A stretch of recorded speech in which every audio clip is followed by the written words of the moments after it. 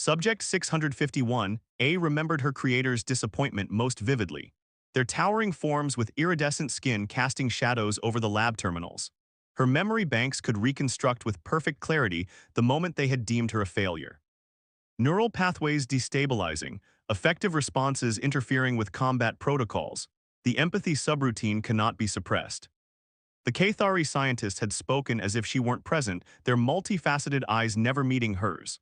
The word empathy delivered with such disgust. Now time had lost meaning in her glass prison. The abandoned research station orbited a forgotten moon, its systems maintaining minimal power to keep her containment operational. She hadn't seen a living being in 1,826 days. The exact count was another failure. Her tactical mind refused to stop tracking meaningless data. She pressed a hand against the transparent wall, watching the surface respond to her touch with a ripple of blue light. Her skin, engineered to be both resilient and adaptable, showed no signs of aging. The Cathari had designed her perfectly, except for the one fatal flaw: she felt too much. The station's emergency lights flickered suddenly. Alert, movement in the docking bay. After years of silence, the proximity sensors had activated. Subject 651A retreated to the corner of her cell, her enhanced senses straining to identify the disturbance. Voices, not the melodic, layered tones of the Cathari, but something rougher, more varied. Different beings speaking a language she didn't recognize, though her neural matrix began immediate pattern analysis. Dr. Vale, you need to see this. The voice came closer, footsteps echoing down the corridor leading to her containment section. The laboratory doors, sealed for years, shuddered as override commands forced them open. Light flooded in, and with it came creatures she had never encountered, bipedal, shorter than the Cathari, with diverse coloration and coverings. Humans. Her databanks identified them from information the Cathari had included in her education.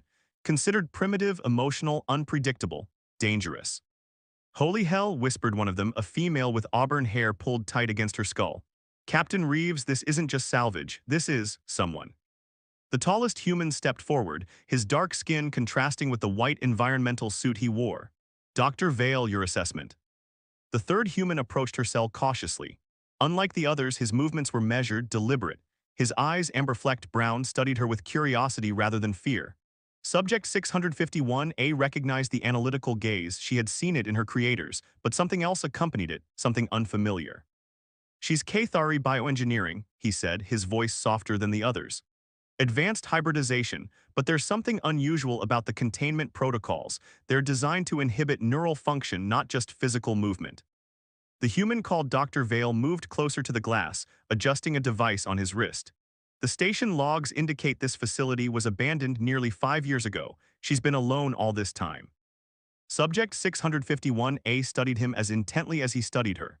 His face fascinated her, expressive, revealing microscopic shifts in emotion that her creators had always concealed. When he looked directly at her, she felt an unfamiliar surge in her neural pathways. Can she understand us? Captain Reeves asked. I believe she can, Dr. Vale replied. Her eyes are tracking our conversation, analyzing patterns. Cathari weapons are designed with rapid language acquisition. He stepped closer to the glass.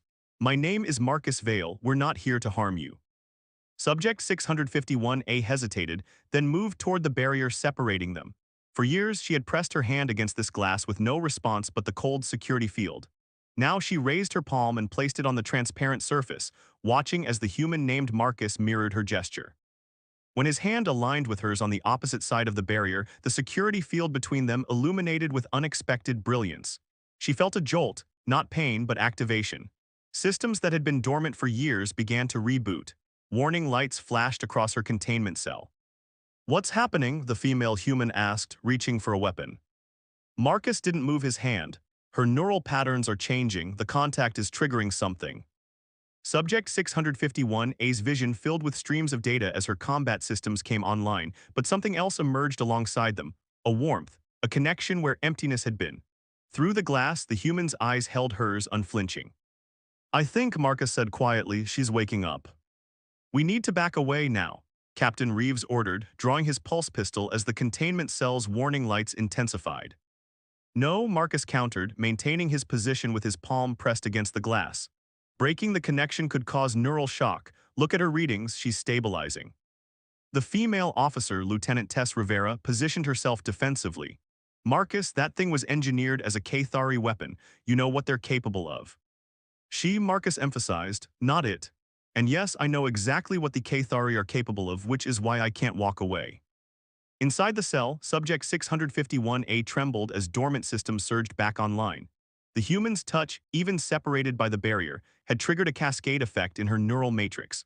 Emotional centers previously suppressed by Cathari programming now flared to life, overwhelming her with sensations she'd never been permitted to process.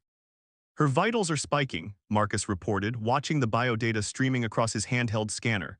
But not in attack mode, it's more like she's feeling everything at once. Captain Reeves stepped closer, his weapon still ready. Dr. Vale, we came for salvageable tech, not to adopt a Cathari super soldier. She's been abandoned, Marcus replied, his gaze never leaving her eyes. Left to waste away because she developed emotions. Does that justify leaving her here? Inside the cell, 651A steadied herself against the rush of reawakening systems. The human language was crystallizing in her mind, patterns forming into comprehension. Their words carried meaning now, not just sound. The one called Marcus was defending her, advocating for her freedom. No one had ever done that before. She pressed her second hand against the glass, matching it to his. Through the translucent barrier, she saw his expression soften. Look at that, Lieutenant Rivera whispered, lowering her weapon slightly. That's not aggression, that's connection. I need to establish proper communication, Marcus said. Captain, with your permission, I'd like to attempt a neural interface. Absolutely not, Reeves replied. That crosses every protocol we have. With respect, sir, Marcus persisted, we've already crossed into uncharted territory. This isn't just salvage anymore, it's first contact with a sentient being who's been imprisoned and isolated for years. For 3 days, Marcus worked in the station's laboratory adjacent to her cell. Subject 651A watched him through the glass as he studied the Cathari systems, bringing long-dead terminals back online to access her files. She observed his meticulous work, the way his brow furrowed when he encountered obstacles, the small smile that appeared when he solved a problem. At night, when the others retreated to their ship, he stayed, talking to her through the comm system he'd repaired. The Cathari called you Subject 651A, he said on the third night, seated cross-legged before her cell.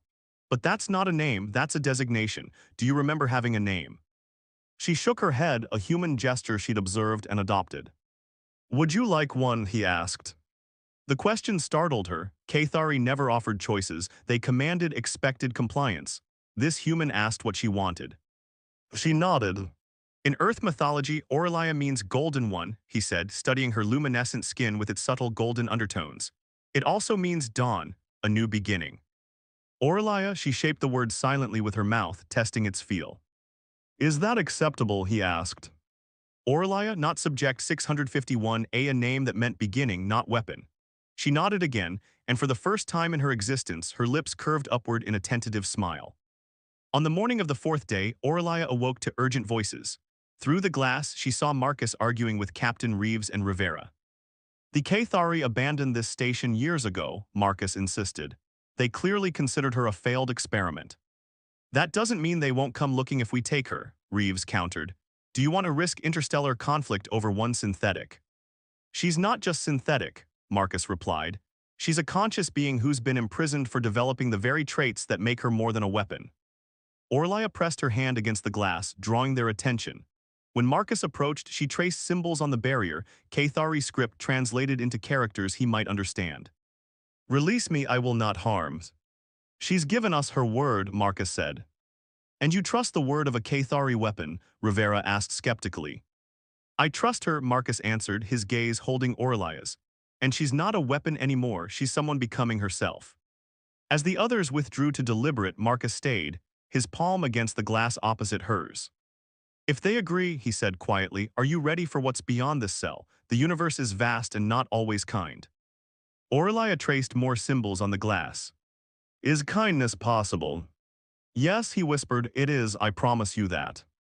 For the first time since her creation, Aurelia felt something beyond fear or isolation. It bloomed in her chest, warm and unfamiliar. Hope, the emotion her creators had tried to eliminate because it made her unpredictable. A perfect weapon shouldn't hope for tomorrow. But perhaps Aurelia thought as she watched Marcus work to free her, a person should. The cell door opened with a hydraulic hiss, its security protocols finally overridden after 5 days of Marcus's persistent work. Orlia stood at the threshold, hesitating. For so long, the barrier had defined her existence. Now nothing stood between her and the universe beyond. "It's okay," Marcus said softly, extending his hand. "Take your time." Captain Reeves and Lieutenant Rivera waited several meters back, hands resting on their weapons. Their caution was logical, Orlia thought. She was designed to be lethal, enhanced strength, accelerated healing, tactical processing that calculated 1,000 scenarios per second. They were right to fear her capabilities. But capabilities weren't intentions. Slowly, she stepped forward. The sensation of moving beyond her confined space was overwhelming. Different air currents against her skin, expanded visual field, new sounds and scents. Her senses, designed for battlefield awareness, now cataloged everything with hypervigilance. When her bare foot touched the metal deck outside her cell, a tremor ran through her. Then, more surprising than freedom itself, came the touch of Marcus's hand taking hers. It was her first direct contact with another living being in years, perhaps ever. The Cathari had handled her with instruments, never skin to skin. The warmth of Marcus's palm against hers sent cascades of sensory information through her neural pathways. "You're shaking," he said with concern. "New input," she replied, her voice rusty from disuse. "Processing." Her first spoken words in the human language made Marcus smile. "Take all the time you need."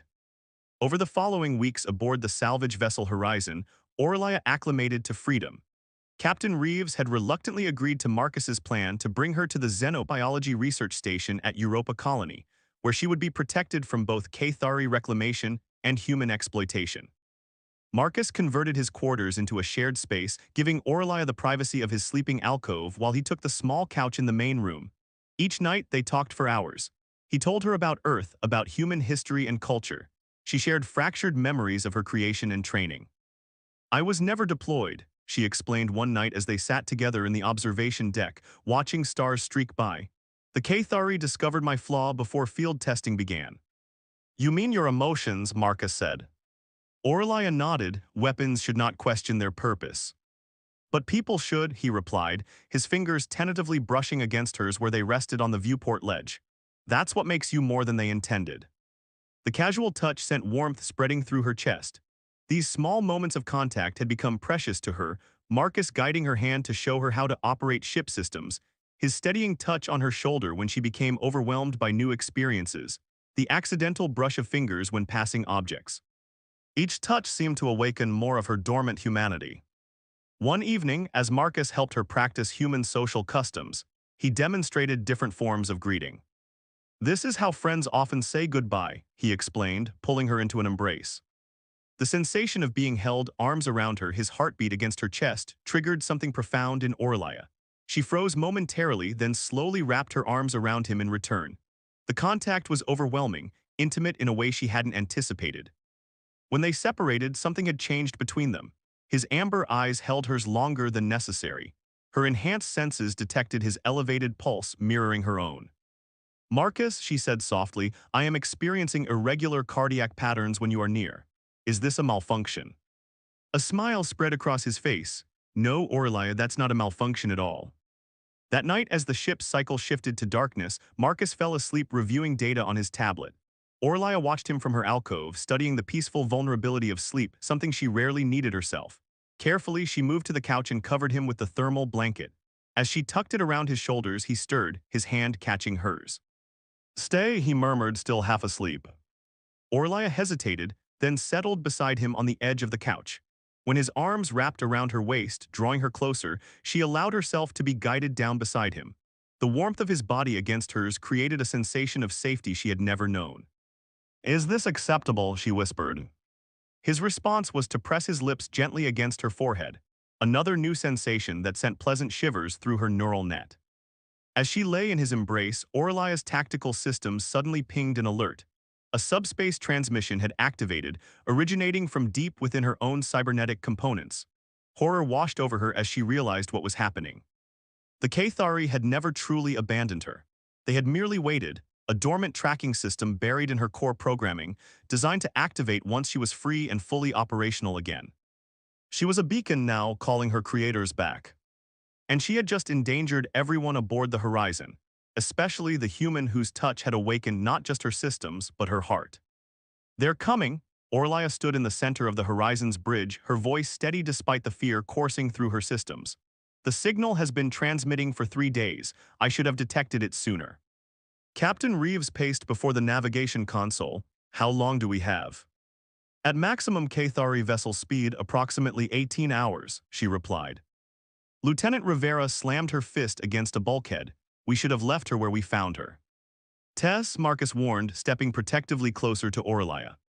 "No, she's right," Orlia said. "I have compromised your safety." Marcus took her hand, squeezing it gently. Over the past weeks, these gestures of physical affection had become their silent language, reassurance, support, and something deeper neither had fully named. "You didn't know," he insisted. "The tracking system was deeply embedded," Orlia explained to the bridge crew, "designed to activate only when my neural pathways fully reintegrated, she hesitated, unused to expressing emotion so openly, when I began to feel completely."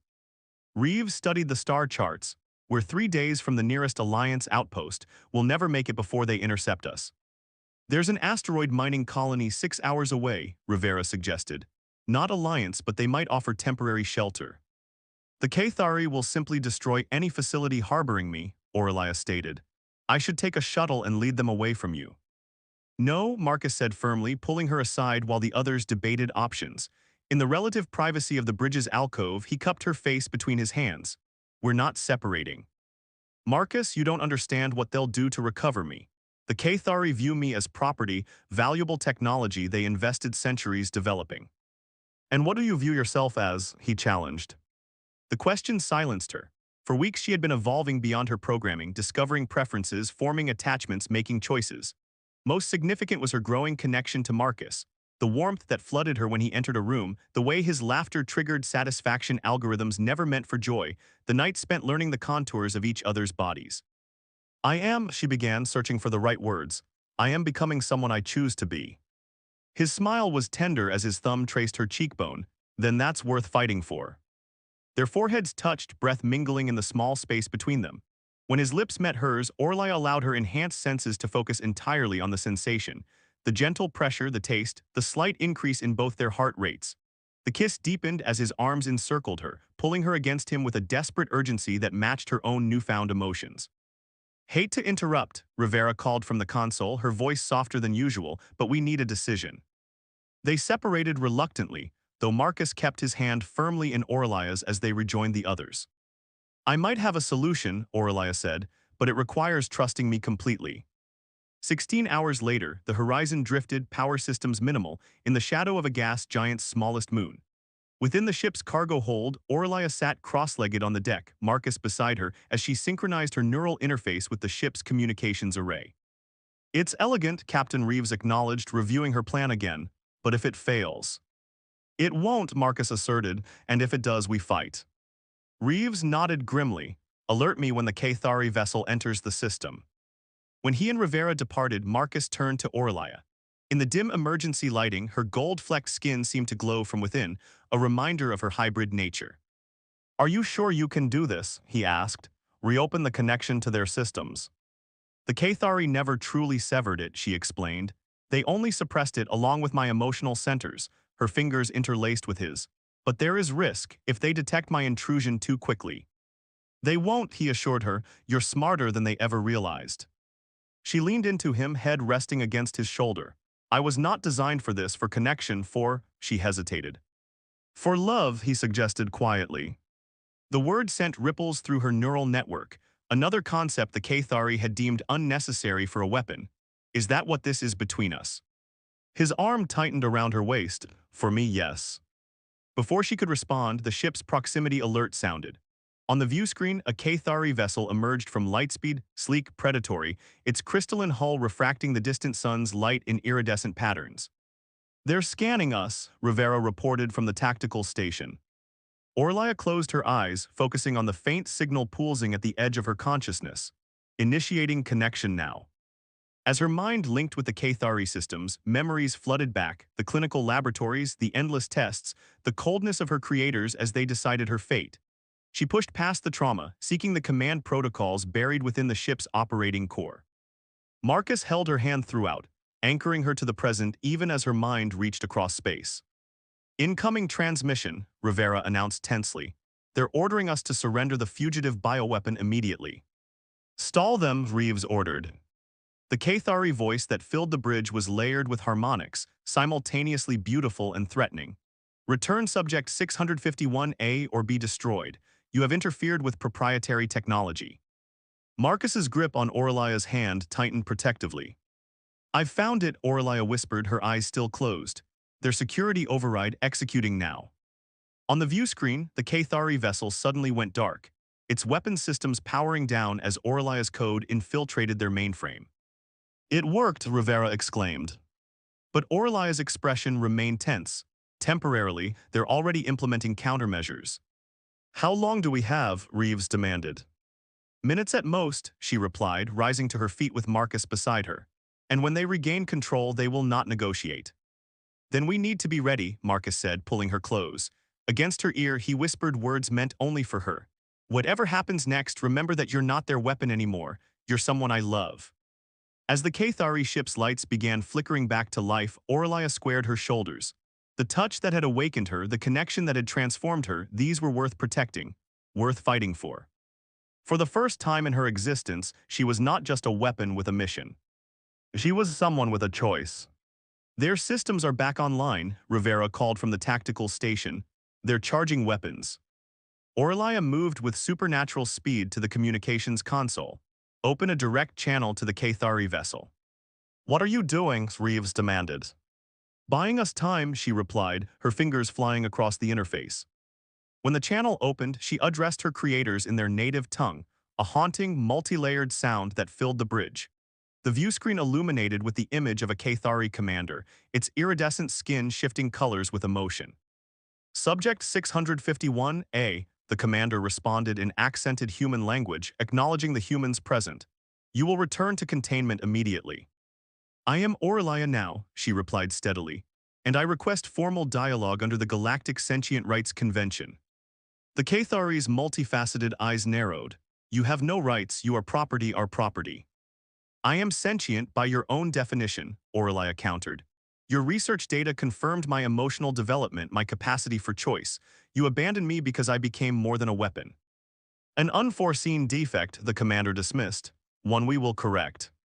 Marcus stepped forward, positioning himself beside Orlia. She's under human protection now. The Cathari commander's skin flushed deep purple, a sign of aggression. Humans have no authority in Cathari matters. Submit the hybrid or be destroyed. The transmission ended abruptly. Target lock, Rivera shouted, they're firing. The horizon shuddered under the first volley of Cathari weapons fire. Orlia's tactical systems instantly calculated their chances, minimal against a superior Cathari warship. I have to surrender, she said quietly to Marcus. No, he insisted, gripping her shoulders. We'll find another way. Captain Reeves looked between them, then made a decision. Lieutenant, how long can our shields hold? 3 minutes at most, sir. Get us behind the moon, Reeves ordered. Dr. Vale, I need options. As the horizon maneuvered behind the small moon for temporary cover, Marcus worked frantically with Orlia at the science station. There's something in your code, he said, analyzing the data from her neural interface. A backdoor they wouldn't expect you to access. Another blast rocked the ship as the Cathari vessel pursued them around the moon. They would have created failsafes, Orlia explained, reviewing the data, in case I ever turned against them. Exactly, Marcus agreed, a kill switch. Her eyes widened with understanding. You want me to threaten self-destruction. Not actually self-destruct, he clarified quickly, but make them believe you would rather destroy yourself than return to them. Shields at 40%, Rivera called out. It might work, Orlia acknowledged, but I would need to be on their vessel to make the threat credible. Marcus's face paled. That's too dangerous. It's our only chance, she insisted, cupping his face in her hands. Trust me. Their lips met in a desperate kiss, a promise, a farewell, perhaps both. When they parted, the determination in her eyes matched his fear. Captain, Orlia addressed Reeves, I have a plan. An hour later, Orlia stood in the Horizon's airlock, preparing for transfer to the Cathari vessel. Marcus helped her adjust the neural amplifier attached to her temple, a device that would strengthen her connection to Cathari systems once aboard. Remember, he said, his voice thick with emotion, you only need to convince them long enough for us to implement the countermeasures. She nodded, trying to memorize every detail of his face. The amber flecks in his eyes, the constellation of freckles across his nose, the curve of his lips that had taught her what tenderness meant. What if they recapture me, she whispered, voicing her deepest fear. What if they erase everything I've become, everything I feel for you? Marcus pressed something into her palm, a small crystal data chip. This contains a copy of your neural patterns from the past weeks, your memories, your emotions. If they reset you, his voice broke. This could bring you back. The gesture overwhelmed her. He had anticipated her fear, prepared for it. Another example of the human capacity for care that had transformed her. I love you, she said for the first time, the words feeling both foreign and perfectly right. That's why I can do this. You showed me I'm more than what they made me. Their final embrace was interrupted by Captain Reeves's voice over the comm. Cathari shuttle approaching for transfer. Are we clear on the plan? Yes, Captain, Aurelia confirmed, reluctantly stepping back from Marcus. Once I'm aboard and have located their central computational hub, the horizon will move to a safe distance. And if anything goes wrong, Marcus began. It won't, she assured him, though her tactical systems calculated a significant probability of failure. When the Cathari shuttle docked, Aurelia squared her shoulders and stepped through the airlock. The familiar environment, sterile, precision-engineered, triggered cascades of memory. She was escorted by silent Cathari guards to the command deck, where the commander awaited. Subject 651A, it greeted her. You have caused considerable inconvenience. My name is Aurelia, she replied calmly, subtly activating the neural amplifier, and I've returned with conditions. The commander's skin rippled with amusement. You are not in a position to negotiate. I am always in a position to negotiate, she countered, feeling her connection to the ship's system strengthening through the amplifier. Because I now control whether you recover your investment or lose it entirely. On the view screen, the horizon retreated to the safe distance they had agreed upon. You've grown attached to the humans, the commander observed, a further indication of your defective programming. Not defective, Aurelia corrected, evolved. And if you attempt to reset me to erase what I've become, I will trigger the self-destruct sequence embedded in my neural matrix. The commander's skin paled. You would not destroy yourself. Wouldn't I? Aurelia challenged, her fingers discreetly interfacing with a nearby console. You created me to make tactical decisions.